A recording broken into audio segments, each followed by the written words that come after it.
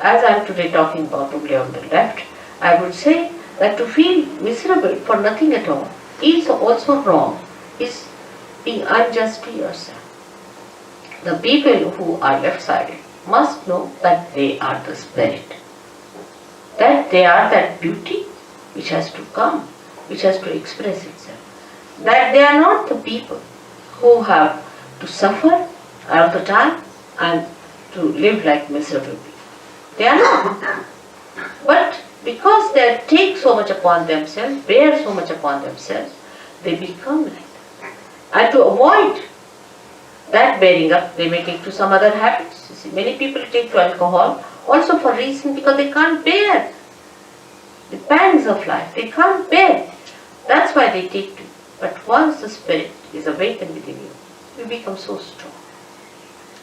You become so joyous, so spontaneous that all these things drop on. All those things, so-called diseases, so-called habits, just drop on. And you become a new blooming personality. Now, the basics of having this center within you, you can blame God for that. Why did He give us these centers on the left-hand side? What was the need? He should not have given us these left-sided ones, so we would have been just in the center to go. But the trouble is, the human beings have to know in their own freedom how to deal with themselves. They have to learn little hard way, the wisdom. They have to know by going to extremes, we have suffered. They have to realize it. Because if they have to become truly, absolutely free, they have to rise in their wisdom. If they are not wise people, then they cannot enter into the kingdom of God because they will be abandoned people. Say, people who are abandoned, who don't understand any laws and regulations, if you get them in England, we have to put them in jail. In the same way, human beings who have not got that wisdom within themselves, through sufferings only one learns, but we should not ask for suffering. When we ask for sufferings, we are asking actually for mistakes to begin with. How will you suffer if you do not commit mistakes? So when we ask for sufferings, we are committing mistakes. So what we should ask for is nothing but our spirit. And if you ask for your spirit, it is your own and you have to get it. It is in your own right that you are going to get it. It's no way that I am obliging you or doing something special for you. It's all there. You are like a light which is just to be enlightened, because I am an enlightened light. And you become an enlightened light and you can enlighten other lights also. It's very simple.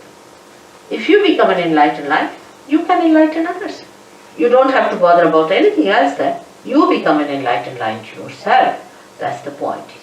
It is all there. It is all your own. You have to just have it. It is as simple as that.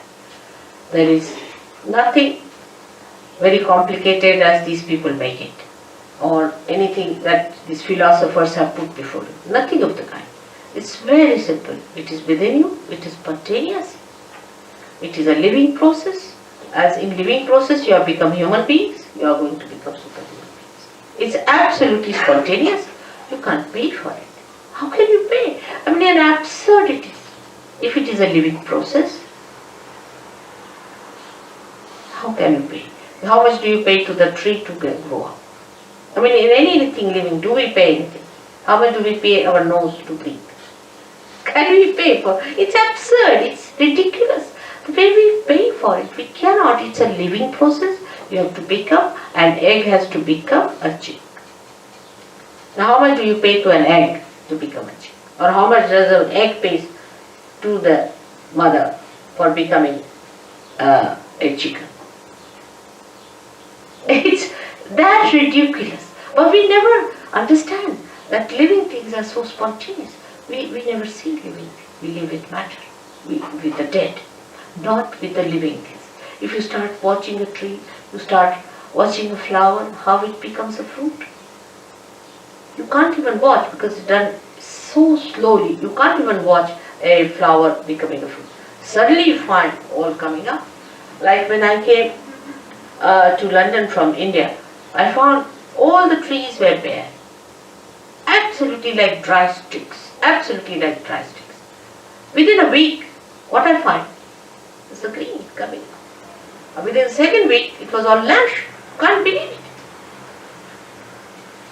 We never even notice. We take it for granted. It's happening. How does it happen? It's a miraculous thing.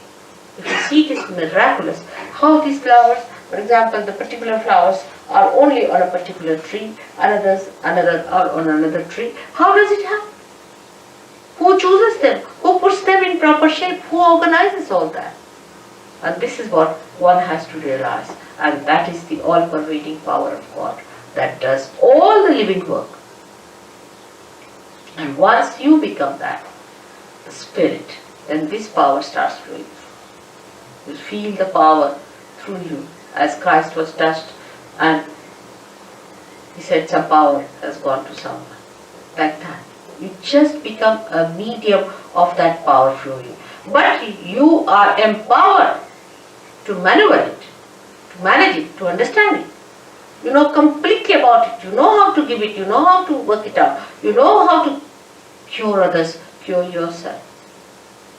You know the complete working of your machinery. Apart from that, you get the power to overcome all the problems of your own machinery also. It's so fantastic. Whole thing sounds very fantastic because we have never seen this before. But to us it doesn't sound fantastic when we see all these flowers suddenly turning into fruits. It doesn't sound. But we see human beings turning into fruits. Then it sounds very fantastic. How can that be? It has never happened before. Only one person would get realization, and it was such a difficult thing and nobody got it. How is it today? I say it is the blossom time which is being promised, which has been already prophesied. Even a great poet in your country, William Blake, has prophesied it. He said these times will come when men of God will become prophets. And these prophets will have power to make other prophets. I mean, nobody could be more precise than Blake, I tell you.